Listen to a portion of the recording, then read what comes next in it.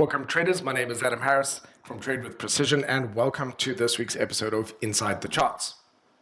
Continuing on from last week's episode where I spoke about an expectation to see the dollar index breaking outside of this range, it is still did actually attempt to break out. We did have a slightly larger than expected rate cut. We came in at 50 basis points, which is 0.5% as opposed to 0.25%. And this is the first rate cut of, since 2022. So it's been a while. And this is quite significant. And traditionally that would weaken the dollar.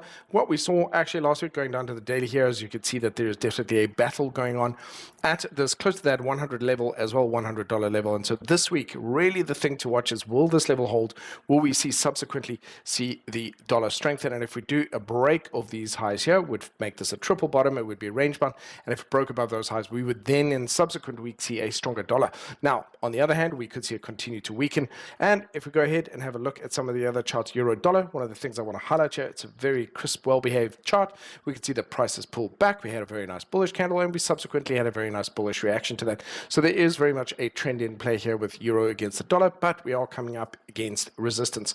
So this week, we see some signs of dollar weakness against the euro. If we have a look at it from cable, this is an even better quality trend, just absolutely crisp, very well behaved, beautiful break and a retest. Let me zoom on that so you can see that a bit closer, and a very nice continuation. And now price is encountering a strong resistance level. If I just go back a little bit further, so you can see there's some strong resistance here. So again, sterling is a little bit overextended, at least certainly from a 4-hour perspective. Let that data just come in, and you can see a lot of the spikes and behavior here. So what's happening is there's definitely a bit of a battle going on here between buyers and sellers. Nobody's really sure whether it's going to continue beyond this point or have a deeper correction.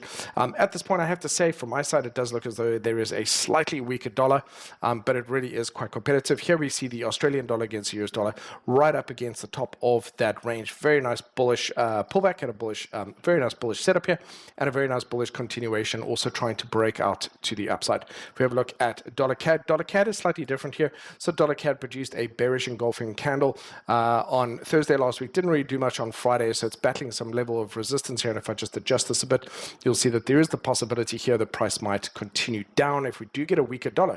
So this hinting at, again, a battle here. What's going to happen if we see price just move back? But this bearish engulfing candle usually hints at a bit of that, at a bit of a weaker dollar. Yen as well, I spoke about this, looking for price to continue to head lower. There is a little bit of bullish divergence. What does that mean? It means that we're finding potentially that weekly is now looking to do a bit of a retracement, and there's a strong level of resistance of that happening. So what am I expecting? It's a very strong possibility we will see price continue to head up here, but that also hints at a stronger dollar. So when we look at euro dollar, we look at GBP dollar, we see a weaker dollar. When we look at dollar CAD, we look at dollar yen, we see a stronger dollar. So there's a real battle going on there, contradiction. Let's quickly have a look at gold. So gold continues to keep going. So let's just mark the big major levels. You know, if we go up to say 2,300, or I beg your pardon, 2,700, big round numbers, it is very much just continuing to take off. It's not that overextended on the weekly. It is now very overextended on the monthly, and I haven't seen a big move like this for more than a decade, and it's likely that it wants to go a bit parabolic, so we could actually see it continue to just keep heading up for now, at least for this coming week. We'll see if anything changes, but for day traders, that could provide plenty of opportunities to the upside. And then I'm going to start to look for some bearish divergence where we get a bit of that, which might then hint at exhaustion coming in. But gold looking really strong at the moment. I do expect at some point in the coming weeks to see gold have a bigger correction to the downside. It's overdue for one, but right now it's not showing any signs of that. All right, let's have a quick look at the global markets.